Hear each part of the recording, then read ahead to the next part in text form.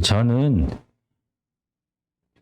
중학교와 고등학교를 다닐 때 한 번도 교복을 입어본 적이 없습니다. 제가 중학교에 가기 바로 전에 교복 자율화가 시행이 되었습니다.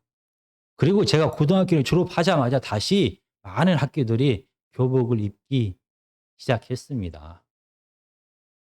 그래서 지금도 각 학교마다 교복을 입고 있습니다. 물론 교복 자율화가 되기 전처럼 우리나라에 있는 모든 학생들이 같은 교복을 입는 것은 아닙니다.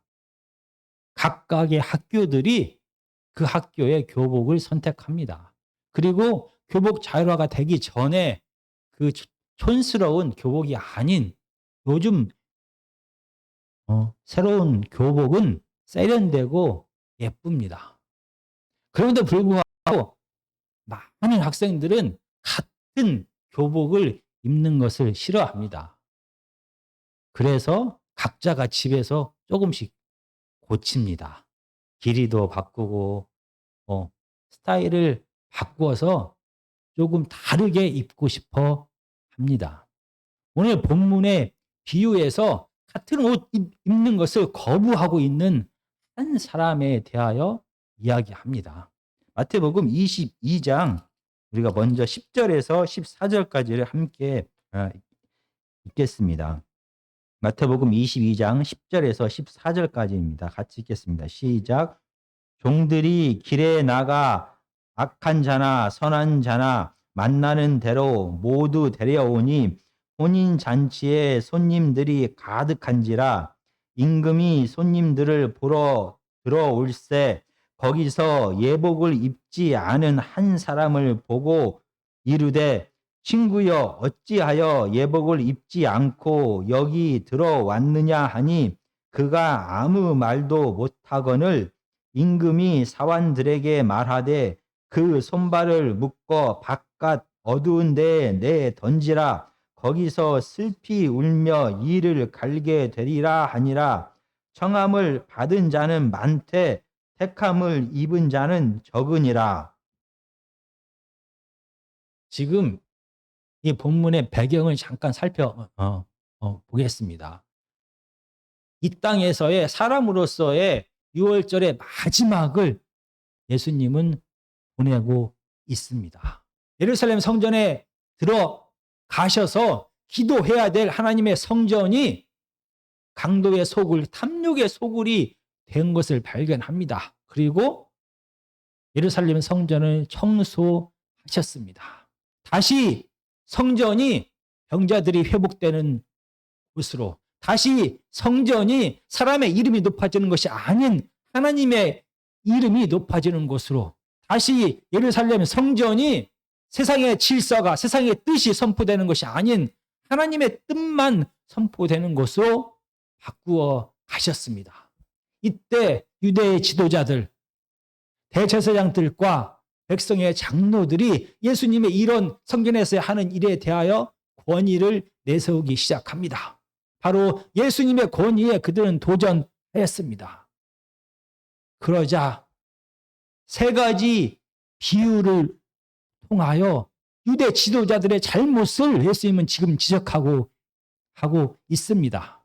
그리고 오늘 본문이 바로 마지막 비유입니다. 바로 혼인잔치의 비유라고 말합니다. 왕의 종들이 거리로 몰려나가기 시작합니다. 그들은 많은 사람들을 향하여 외칩니다.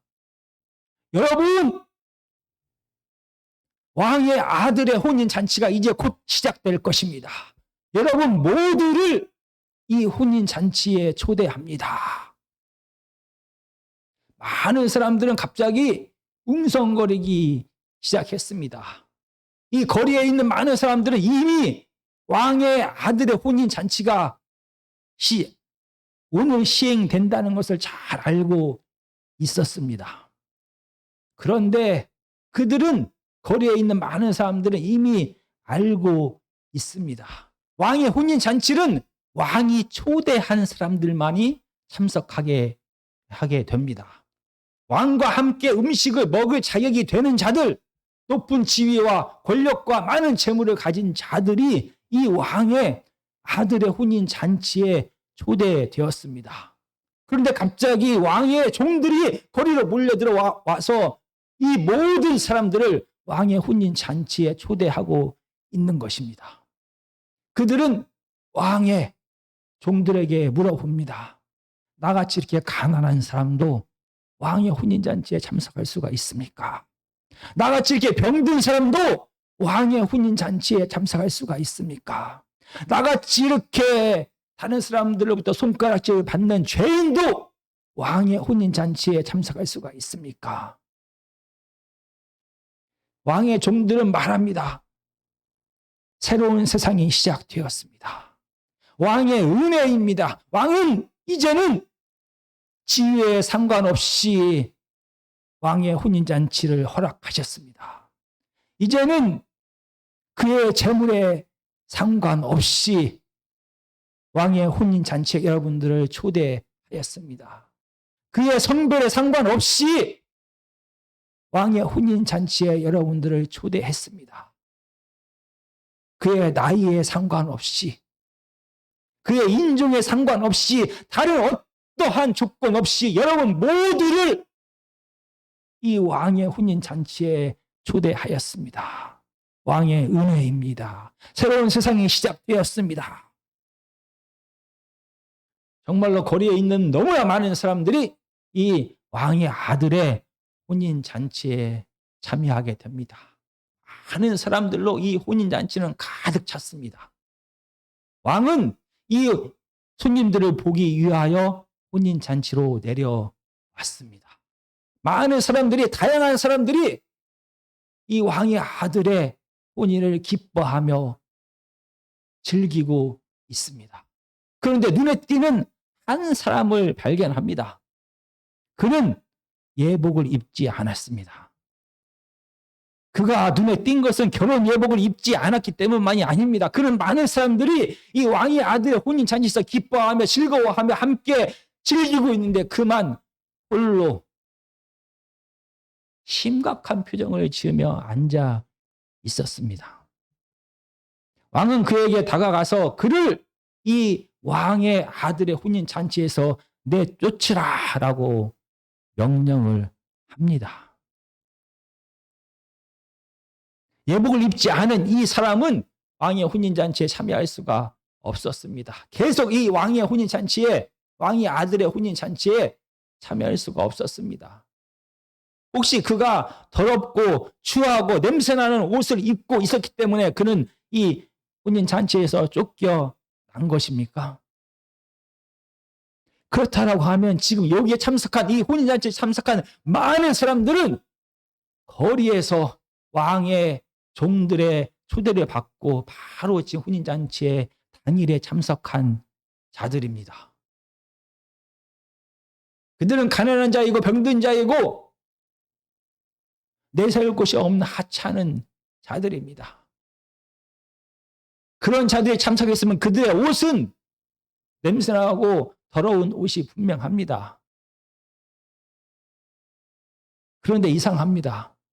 이 거리에서 왕의 혼인 잔치에 초대를 받은 이 많은 가난한 자, 이 많은 자기가 없는 자들은 도대체 어디에서 이 예복을 다 준비하고 이 혼인 잔치에 참석한 것입니까?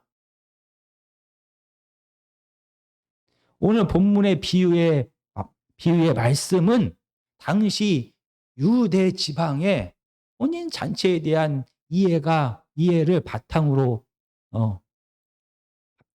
혼인 잔치에 대하여 잘 알고 있으면 이 물음에 대하여 할 수가 있습니다. 혼인 잔치에 초대를 받은 사람들은 각자 자기가 집에서 가장 좋은 예복을 입고 혼인 잔치에 참여하는 것이 아닙니다.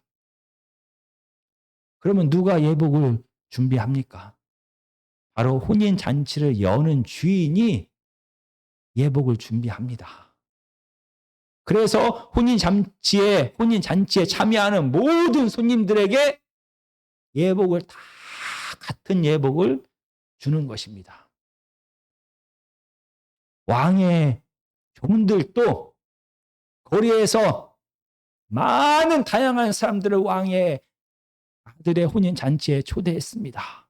그리고 이 초대받은 많은 거리의 사람들이 혼인잔치에 들어가기 전에 미리 준비한 왕의 예복을 그들에게 다 하나씩 하나씩 다 주었습니다. 마치 같은 학교를 다니는 모든 학생들이 같은 교복을 입고 학교로 들어가는 것처럼 그의 신분에 상관없이 많은 사람들은 같은 예복을 입고 지금 혼인잔치를 즐기고 있습니다. 그의 지위에 상관없이 많은 사람들은 같은 예복을 입고 이 왕의 아들의 혼인잔치에 참여하고 있습니다.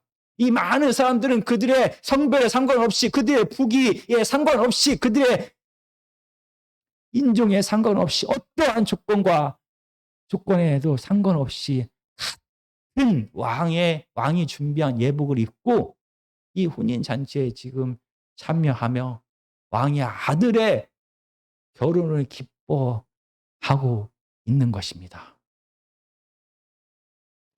그렇다면 왜 이 한 사람은 왕이 준비한 예복을 입지 않고 자기의 옷을 입고 있는 것입니까? 당시 배경에서 옷은 그 사람의 신분과 지위와 부귀를 자연스럽게 드러냅니다. 아마 이 예복을 입지 않고 자기 옷을 입고 있는 이 사람은 자기의 옷이 너무나 비싸고 멋지고 좋았을 것입니다. 이 옷은 자기의 신분과 자기의 지위를 드러내왔습니다. 그래서 많은 사람들부터 부러움을 받았습니다. 그런데 지금 자기가 함께하고 있는 이 사람들은 누구입니까? 가난한 자, 병든 자, 천한 자, 무시해도 좋을 것 같은 이 사람들과 그들은 이 사람은 같이 있습니다. 왕은 자기를 이 가난한 자, 병든 자, 무식한 자, 이 죄인들과 같은 취급을 하고 있는 것입니다. 도저히 함께 식사를 할 수 없는 이 더러운 죄인들과 같은 옷을 입을 수는 없었습니다. 이 죄인들과 자기가 같은 사람임을 인정할 수가 없었습니다. 그는 왕의 예복을 거부하고 자기가 생각하기에 멋진 옷, 자기의 신분을 드러내고 자기의 지위를 드러내고 자기의 재물을 드러내는 이 옷을 입고 있는 것입니다. 그런데 이 왕이 준비한 예복을 거부한 이 사람이 입고 있는 것이 있습니다. 자기가 그렇게 지금 무시하고 있는 이 가난하고 병들고 더럽고 죄인인 사람들, 그들과 똑같이 지금 왕이 준비한 예복을 거부한 이 사람 역시 왕의 초대를 받지 못한 사람이었습니다.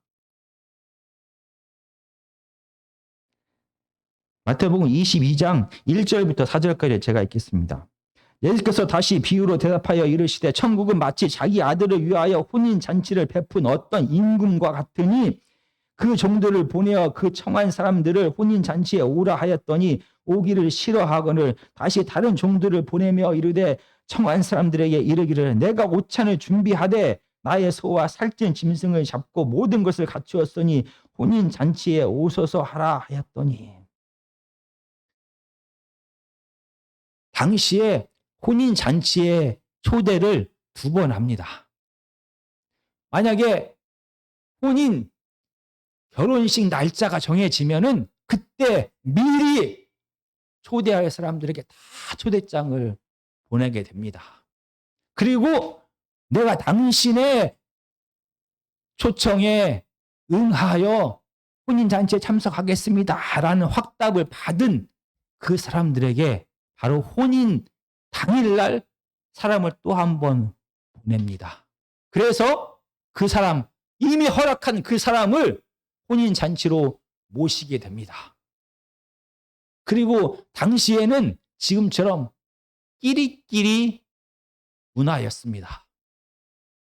누군가를 혼인잔치에 초대한다라고 하면은 이 초대하는 사람과 초대를 받은 사람들은 수준이 비슷했습니다. 그들과 함께 밥을 먹어도 식사를 해도 어울려도 전혀 부끄럽지 않은 사람들을 초대했습니다. 지금 왕이 자기 아들의 혼인잔치에 사람들을 초대했습니다. 어떤 사람들을 초대했을까요? 왕과 함께 먹고 마시는 것이 전혀 부끄럽지 않은 사람들. 높은 지위와 높은 명예와 많은 재력을 가진 이런 귀한 높은 사람들을 초대했던 것입니다. 지금 왕이 준비한 예복을 벗어버리고 거부하고 자기의 멋진 옷을 입고 있는 이 사람 역시 왕의 초대를 받지 못한 사람입니다. 그가 지금 왕의 혼인잔치에, 왕의 아들의 혼인잔치에 참석하게 된 것은 그의 능력과 그의 지위와 그의 신분, 그의 명예 때문이 아니었습니다. 왕의 은혜로 새로운 세상이 시작되어서 자기의 능력이 아닌, 자기의 부귀 영어가 아닌, 자기의 지위가 아닌 왕의 은혜로 그 역시 참여한 자입니다. 그런데 이렇게 왕의 은혜로 참여한 자가 마치 자기의 지위로, 자기의 신분으로, 자기의 재력으로 이 왕의 아들의 혼인잔치에 참여한 것처럼 이렇게 다른 사람들을 무시하고 있는 것입니다. 그런데 이 예복을 안 입은 것이 그렇게 중요한 문제입니까? 왕은 이 예복을 안 입은 사람을 용서하지 않고 그를 이 혼인잔치에서 쫓아버립니다. 왜 예복을 안 입은 것이 이렇게 중요한 일인 것입니까?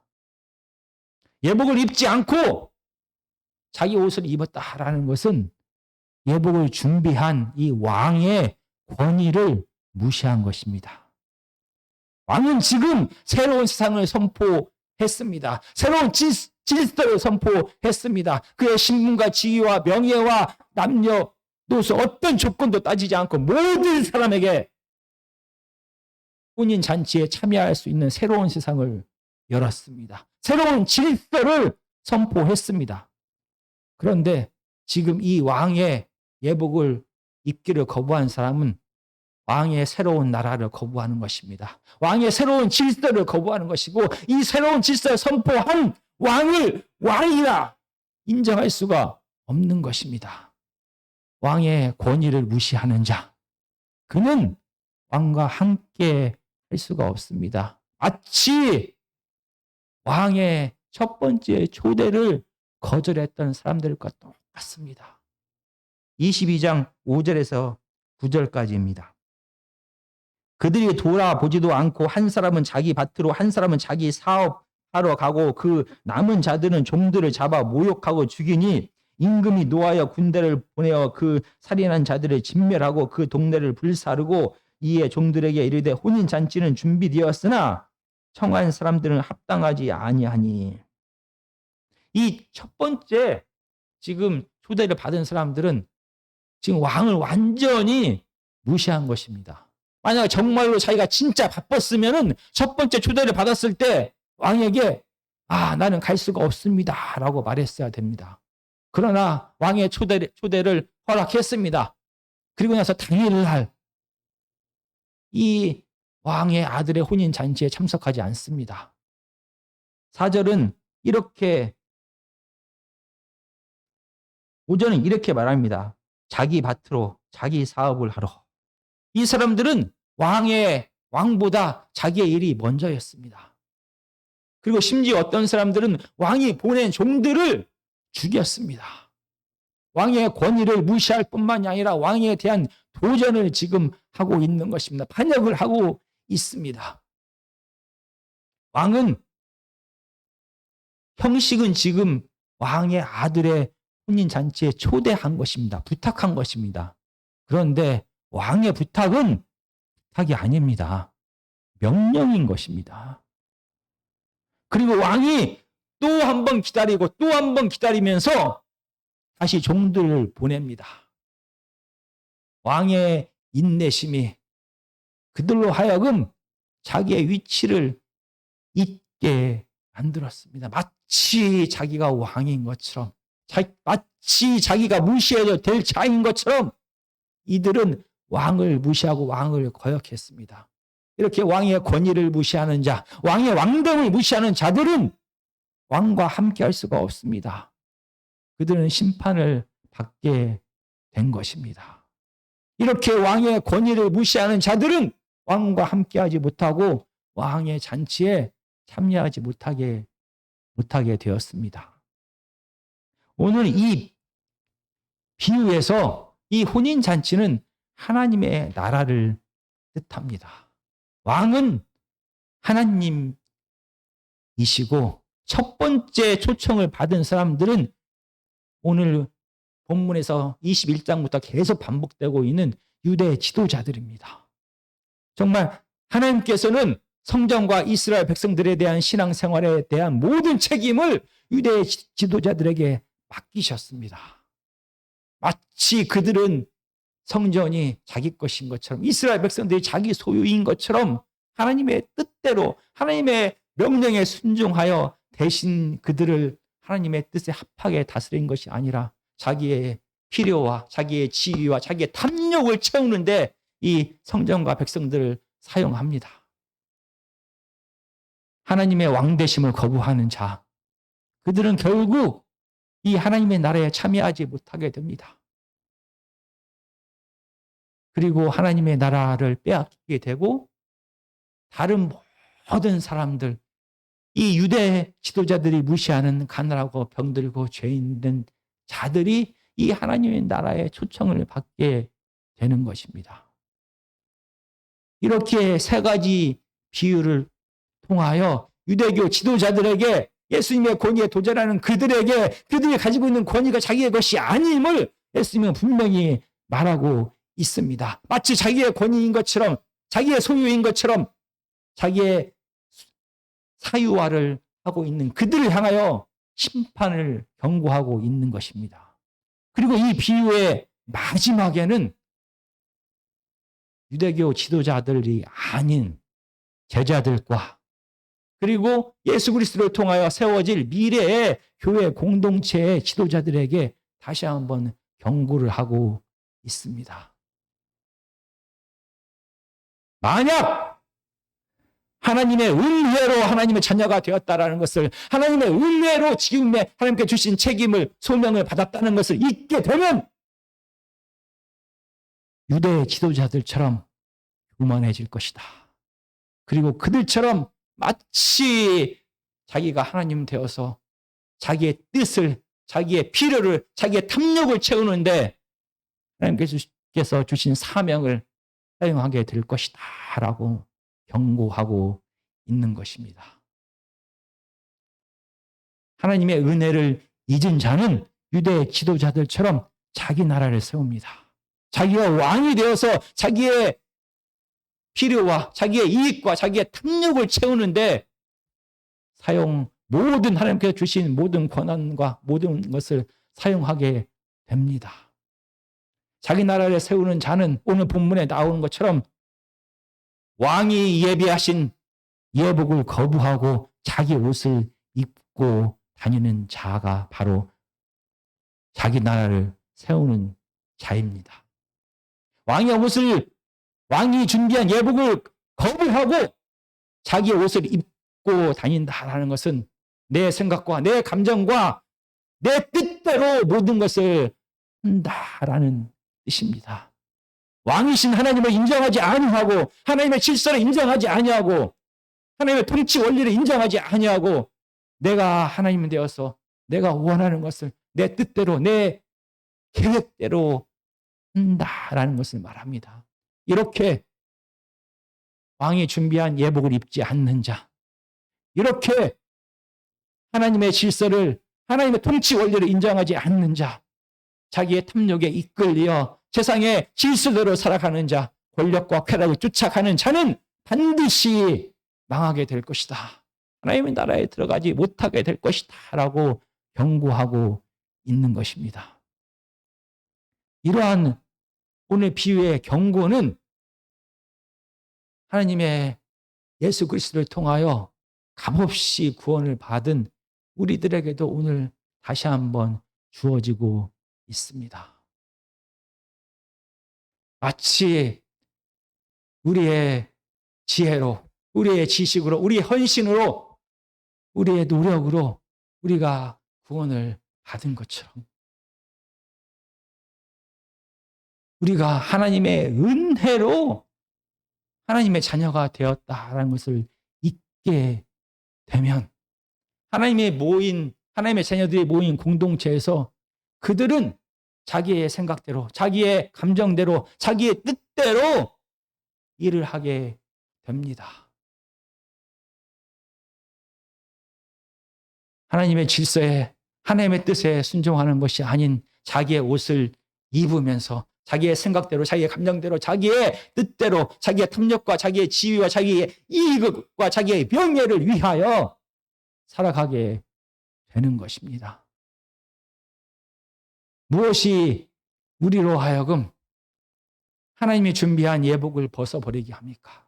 무엇이 우리로 하여금 우리의 옷을 입게 하는 것입니까? 무엇이 우리로 하여금 다른 성도들과 다른 사람들과 다르게 우리를 더 높이고 구별하는 것입니까?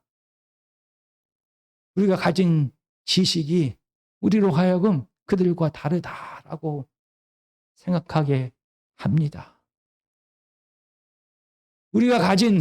우리가 하나님께 드리는 헌신이 우리로 하여금 저 다른 무리들 같이 하나님의 공동체 안에 살아가지만 나는 저들과 다르다라고 만듭니다. 내 기도가, 내 헌신이, 내 지위가, 내 노력이, 내 지식이 모든 것들이 다른 사람들과 나를 구별하게 만듭니다. 우리가 은혜로 구원받았고 하나님의 은혜로 사명을 받았다라는 것을 잊게 되면 오늘 본문의 예복을 벗어버리고 자기의 옷을 입고 있는 사람처럼 구별되어 교만한 자가 되는 것입니다. 정말 하나님의 은혜를 우리는 다시 한번 생각해야만 하는 것입니다. 우리가 이 자리에 서 있는 것은 내 지혜와 내 지식과 내 노력과 내 헌신 때문이 아닌 하나님의 은혜 때문임을 늘 기억하는 저와 여러분이 되었으면 좋겠습니다. 하나님의 은혜를 잊지 않는 자는 하나님과 사람 앞에 겸손할 수밖에 없습니다.